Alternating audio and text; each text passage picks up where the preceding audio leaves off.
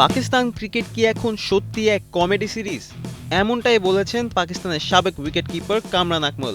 বাংলাদেশের বিপক্ষে ওয়ানডে সিরিজে ২-১ ব্যবধানে হারের পর ক্ষোভে ফেটে পড়েছেন তিনি।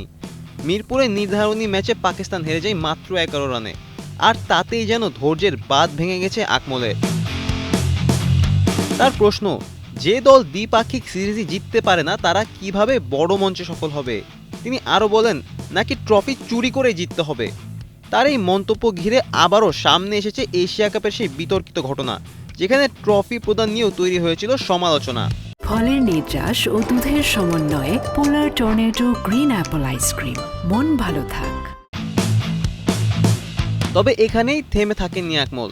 তিনি সরাসরি আঙুল তুলেছেন দল নির্বাচনের দিকেও। তার দাবি, দলে এমন খেলোয়াড় আছে যাদের ঘরোয়া ক্রিকেটে অভিজ্ঞতা খুবই কম, কারো রান হাজারও নেই, তবুও তারা আন্তর্জাতিক ম্যাচ খেলছে।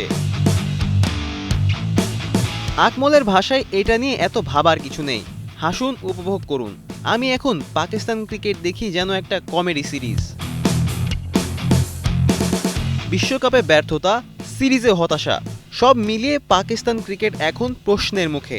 দেখার বিষয়, সমালোচনার এই ঝড় পেরিয়ে দলটি ঘুরে দাঁড়াতে পারে কিনা। ফারদিন রেজা, কালের কণ্ঠ।